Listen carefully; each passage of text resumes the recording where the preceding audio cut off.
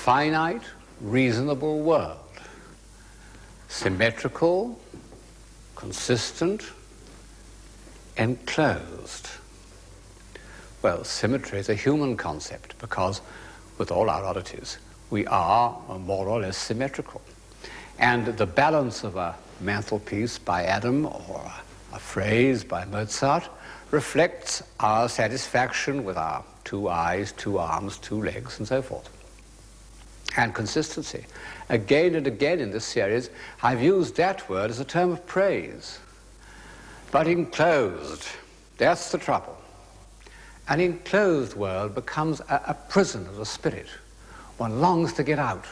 One longs to move. One realizes that symmetry and consistency, whatever their merits, are the enemies of movement.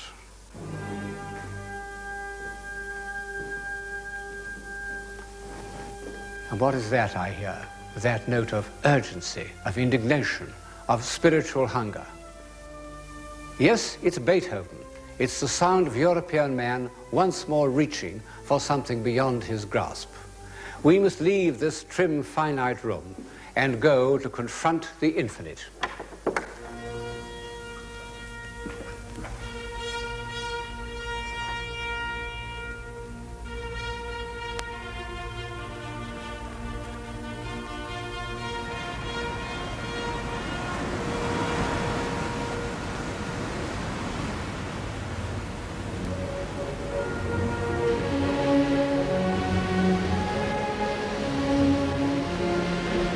We have a long, rough voyage ahead of us, and I can't say how it will end, because it isn't over yet.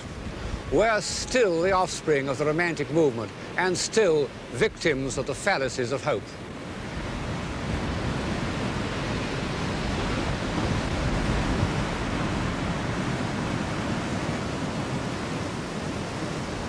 I've used the metaphor of the sea because all the great romantics, from Byron onwards, have been obsessed by this image of movement and escape.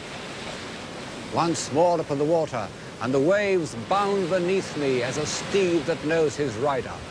Welcome to their roar, swift be their guidance, wheresoe'er they lead.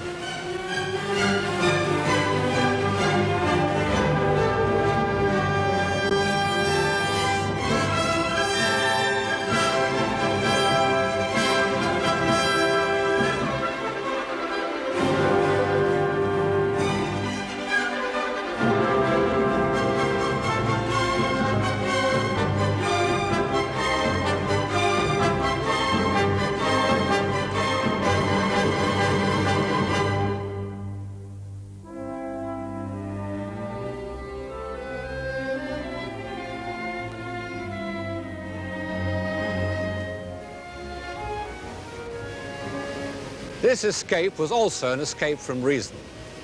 In the 18th century, philosophers had attempted to tidy up human society by the use of reason. But rational arguments weren't strong enough to upset the huge mass of torpid tradition that had grown up in the last 150 years. In America, it might be possible for a new political constitution to be achieved by reason, but it took something more explosive to blast the heavy foundations of Europe. Towards the end of the 18th century, as rational argument declined, vivid assertion took its place. Rousseau, man was born free and is everywhere in chains. Robert Burns, a man's a man for a' that, or, more explicitly, it's coming yet for a' that man to man the world o'er shall brothers be for a' that. In 1790, an obscure English poet named Mordaunt wrote, "Sound, sound the clarion, fill the fife, through all the sensual world proclaim, one crowded hour of glorious life is worth an age without a name." These are the impulses that showed themselves like spray flying off a rock during the 1780s. Then, as we know, came the tidal wave.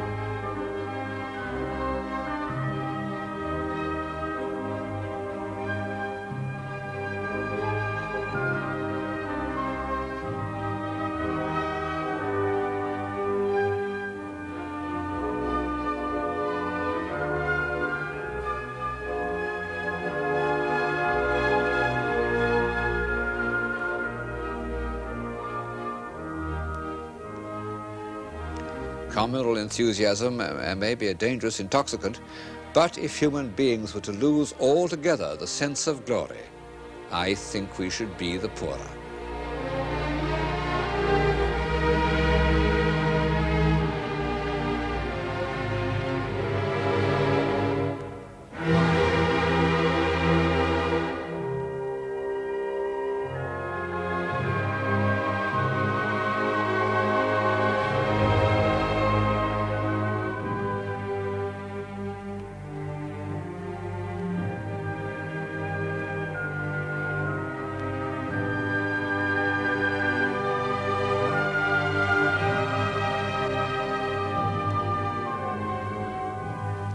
Napoleon's tomb in the Church of les Invalides, the most grandiose memorial to any ruler since ancient Egypt. And what, in all this glory, had happened to the great heroes that spoke for humanity in the revolutionary years? Most of them were silenced by fear. Fear of disorder, fear of bloodshed, fear that, after all, human beings were not yet capable of liberty. Few episodes in history are more depressing than the withdrawal of the great romantics. Wordsworth saying that he would give his life for the Church of England, or Goethe that it was better to support a lie than to admit political confusion in the state. But two of them did not retreat, and so have become the archetypal romantic heroes, Beethoven and Byron. Different as they were, and it's hard to think of two more different men, they both maintained an attitude of defiance to social conventions, and they both believed unshakably in freedom. Beethoven wasn't a political man, but he responded to the generous sentiments of the revolution. At first, he admired Napoleon because he seemed to be the apostle of revolutionary ideals, the inheritor of the early revolutionary urge to freedom, symbolized by the storming of the Bastille. Well, the Bastille was subsequently knocked down stone by stone, but repression did not come to an end. On the contrary, Napoleon organized the most efficient secret police in Europe.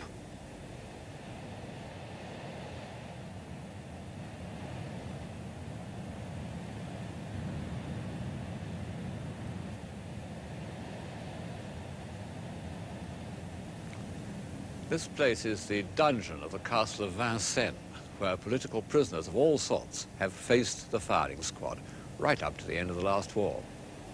Hateful, and would have been equally hateful to both Byron and Beethoven. When Beethoven heard that Napoleon had proclaimed himself emperor, he tore off the dedication page of the Third Symphony and was with difficulty prevented from destroying the score.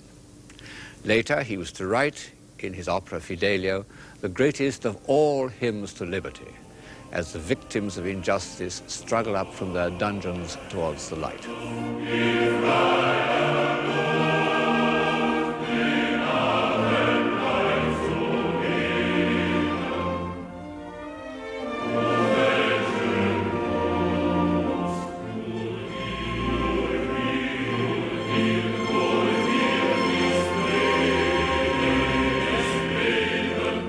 Happiness to see the light, they say, to feel the air and be once more alive.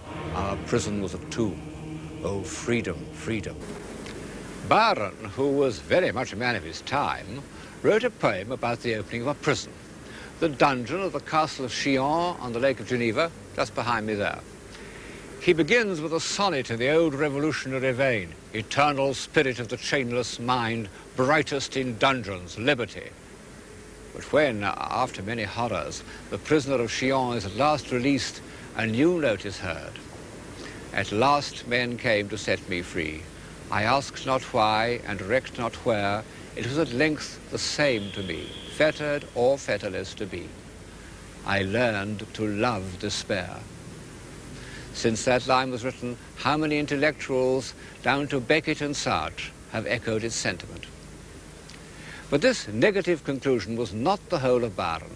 The prisoner of Chillon had looked from his castle wall onto the mountains and the lake and felt himself to be part of them. This was the positive side of Byron's genius, a self-identification with the great forces of nature, in short, with the sublime.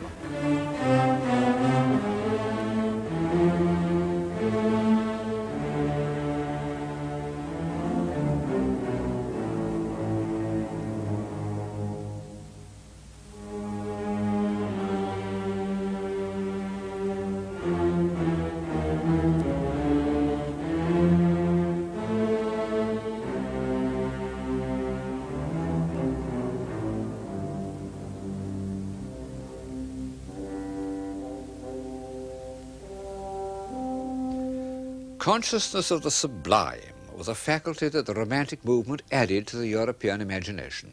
It was an English discovery related to the discovery of nature, not the truth-giving nature of Goethe, nor the moralizing nature of Wordsworth, but the savage, incomprehensible power outside ourselves that makes us aware of the futility of human arrangements. As the revolution turned into the Napoleonic adventure, the sublime became visible and within reach. And this was the feeling that was given popular expression by Byron.